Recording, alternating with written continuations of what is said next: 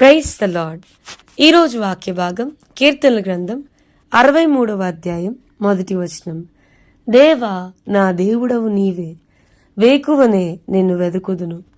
ఈరోజు ఈ వాక్య భాగం ద్వారా దేవుడు మనతో మాట్లాడుతూ ఉన్నాడు. ఈ కీర్తనల గ్రంథం 63వ అధ్యాయం 1వ వచనం గనుక మనం చూస్తే కీర్తనకారుడు అంటా ఉన్నాడు, దేవా నా దేవుడవు నువ్వేనయ్యా, వేకువనే నిన్ను వెతుకుతాను అని అంటా ఉన్నాడు. ఈ కీర్తనల గ్రంథంలో చాలాసార్లు కీర్తనకారుడు వేకువజామున చేసే ప్రార్థన కొరకు, ఉదయకాలంలో చేసే ప్రార్థన కొరకు ఎక్కువగా మెన్షన్ చేస్తూ వచ్చారు, ఎక్కువసార్లు రాస్తూ వచ్చారు.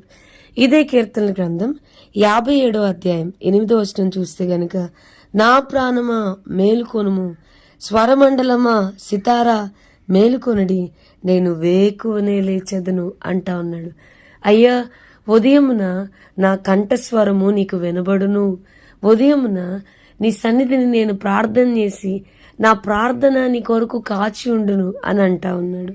అయ్యా, ఉదయమున నా ప్రార్థన నిన్ను ఎదుర్కొనును అని అంటా ఉన్నాడు. ఏంటి అసలు ఈ తెల్లవారుజాము ప్రార్థన, ఏంటి ఈ వేకు ప్రార్థన? దీని కొరకు ఎందుకు ఇంత ప్రియారిటీ ఇచ్చారనంటే, వాక్యం వింటున్న ప్రియమైన వారులారా, నేను వ్యక్తిగతంగా చాలా ఆశీర్వదించబడిన ప్రార్థన అనుభవపూర్వకంగా ఈరోజు నేను మీతో చెప్తా ఉన్నాను. చాలాసార్లు చాలా త్వరగా రెస్పాన్స్, చాలా త్వరగా జవాబు వచ్చే ప్రార్థన ఈ వేకువజాము ప్రార్థన. తెల్లవారుజామున మనం చేసే ప్రార్థన చాలా గొప్ప జవాబులు మనకి దేవుని నుంచి పొందుకునేలాగా చేస్తుంది. ఆధ్యాత్మికంగా, ఆత్మీయంగా దేవునికి మన హృదయాన్ని చాలా దగ్గరగా చేస్తుంది. అందరూ నిద్రపోతున్నప్పుడు మనం లెగిసి ఏకాంతంగా ప్రభుతో గడిపే శ్రేష్టమైన గడియలు ఈ వేకువజామున ప్రార్థన. అంత మాత్రమే కాదు ప్రియులారా, అనుభవపూర్వకంగా చెప్తున్నా, ఒక దినమంతట్లో మనం చాలామందిని డీల్ చేయాల్సి ఉంటుంది, చాలామందితో మాట్లాడాల్సి ఉంటుంది, చాలామందిని మరి ఎలా మాట్లాడాలో మనకి తెలియదు. ఆ దినమున చాలా సమస్యల్ని మనం ఎదుర్కోవాల్సి ఉంటుంది. ఆ దినమున మన కుటుంబం మొత్తాన్ని వేకువజాము ప్రార్థన ద్వారా, ప్రభా నాకు జ్ఞానం ఇయ్యండి అయ్యా, ఈ దినము నీ చిత్తమేంటో, నీ చిత్తాన్ని జరిగించడానికి నా కృపనియండి అయ్యా. యజమానుని దగ్గరికి మనం ప్రతిరోజు వేకువజామునే వెళ్ళి, ఇదిగోనయ్యా నేను వచ్చాను, ఈ దినమున నేనేం చేయాలి ప్రభా, ఈ దినమున నీ చిత్తం ఏంటయ్యా, ఈ దినమున నీ ఉద్దేశం ఏంటయ్యా, నన్ను ఎందుకు మరి ఈ దినము నా జీవితంలో మీరు అనుమతించారు, నేనేం చేయాలో నాకు చెప్పండి ప్రభా అనంటే, ఆ దినమున మనం ఎవరెవరితో ఏమేం మాట్లాడాలో ప్రతిరోజు మన వాక్య భాగం ద్వారా, ప్రతిరోజు మనం ప్రార్థన చేస్తుండగా దేవుడు మనతో మాట్లాడతాడు, తగిన జ్ఞానం ఇస్తాడు.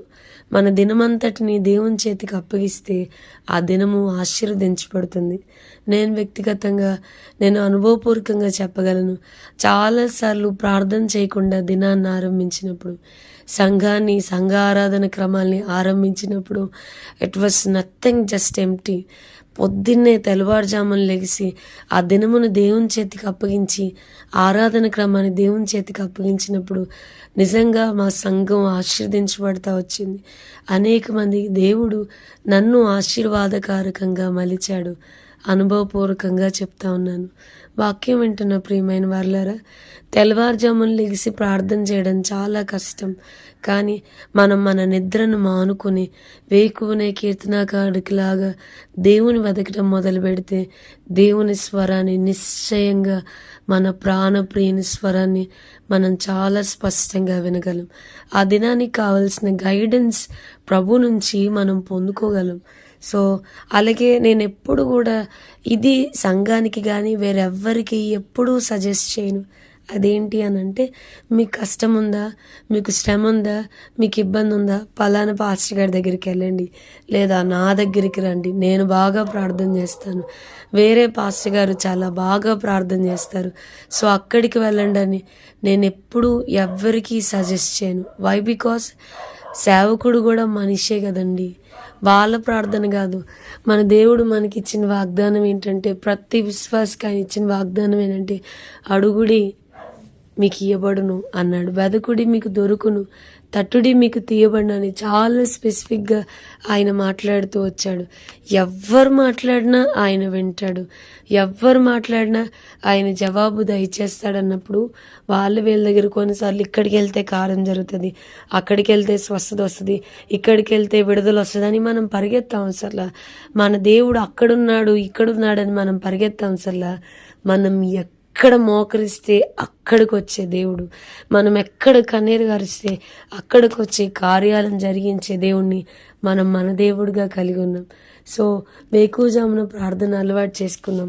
వాక్యం వింటున్న ప్రియమైన వారులారా, ఒక చిన్న ప్రార్థన చేద్దాం. ప్రభువా, ప్రాతకాల ప్రార్థన లేని దినాలు నా జీవితంలో ఉండొద్దయ్యా. ఉదయం నీ ముఖమును చూడకుండా దినారంభాన్ని చేసే ఆ డేస్ అనేవి నా లైఫ్లో నాకొద్దు ప్రభా.